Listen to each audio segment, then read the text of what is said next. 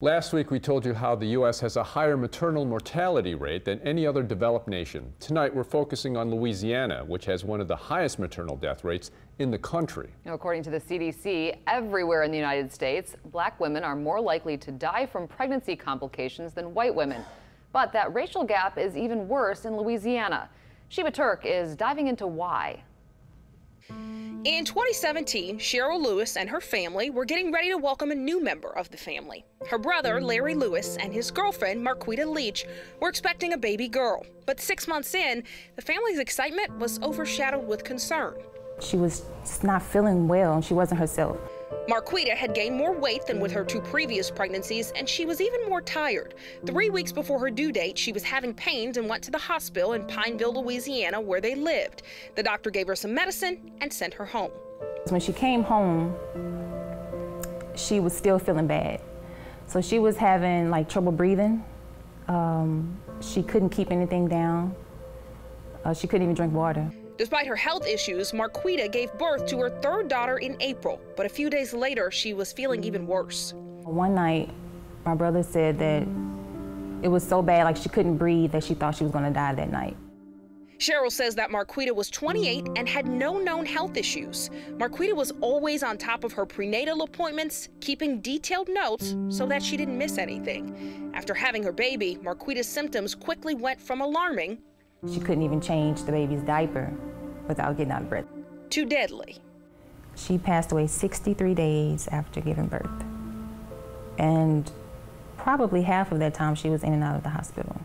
Marquita Leach passed away on May 6th of 2017. One of the causes of death was postpartum cardiomyopathy, which is essentially heart failure that happens during or after pregnancy. Marquita was one of nearly 700 women in the United States who the CDC says die from pregnancy-related causes each year. And a new report shows that women like Marquita face a higher risk of dying than others. What is really important in this report is that it found that black women die 4 times the rate of white women, and that often those causes are preventable. Dr. Rebecca Gee is the state's health secretary and an obstetrician, and she points out the shocking racial disparity when it comes to maternal deaths. In Louisiana, for every 100,000 births, 5 white women die, while 22 black women die. Louisiana has poor health outcomes compared to the rest of the nation. By and large, those are due to poverty. So 40% of the people in the state live below 200% of poverty. The poor have less access to resources, which often leads to unhealthy lifestyles, putting black women at a greater risk. But poverty does not account for the massive disparity in maternal deaths between white and black women. Across all income levels, race is a contributing factor to poor outcomes, whether it's mom or baby. Earlier this year, tennis great Serena Williams wrote an op-ed revealing that she almost died giving birth to her daughter, Olympia. She had to have an emergency C-section because of a blood clot in her lungs. The fact that Serena Williams suffered from pregnancy complications highlights a very shocking and important aspect of the research on maternal mortality.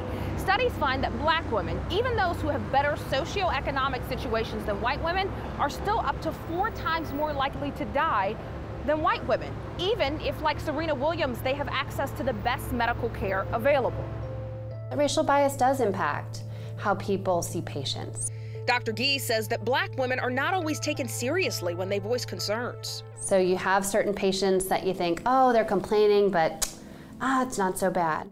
Marquita Leach was one of those patients who felt ignored. They didn't hear her cries. The whole time she was complaining about not being able to breathe, but we didn't know, we didn't find out that she had all these issues until it was too late. We have to acknowledge that people have bias, that's an issue in every aspect of our lives, and doctors are people, and doctors have bias, and we need to address it. Dr. Gee says that a phenomenon called weathering may be another factor in why black women have worse outcomes during pregnancy. The impact of racism on your stress levels causes an overall rise in stress hormone, and we know that stress hormone is related to hypertension and chronic disease, inflammation. It's like running an engine on overdrive over and over again every day, day after day. Black women are disproportionately dying from pregnancy-related deaths, but Dr. Gee says that hospitals need to be better prepared to tackle the medical issues that are killing mothers of all races. Many maternal deaths are tied to hemorrhaging, preeclampsia, and cardiovascular concerns. And studies clearly point out that it's the hospitals that need to step up. Take a look at this report on maternal mortality in Louisiana. It states that provider and facility level factors were the most commonly identified contributing factors to pregnancy-related maternal death. And it says that 45% of pregnancy-related deaths were preventable. But it is already too late for Marquita's 3 daughters, whose family members asked that they not be identified. She was fighting. She was fighting to stay here for her kids because she said like her kids were her world. Dr. Gee says that more must be done so that fewer families suffer and more healthy mothers go home with healthy babies. And that was Sheba Turk. Now, the Louisiana Maternal Mortality Report outlines many steps that can be taken to save mothers. Louisiana has already created a Healthy Moms, Healthy Babies Advisory Council to address racial and ethnic disparities in maternal health outcomes. And just this week, it was announced that a researcher at Tulane University has secured funding to look into why Louisiana is among the states with the highest maternal death rates.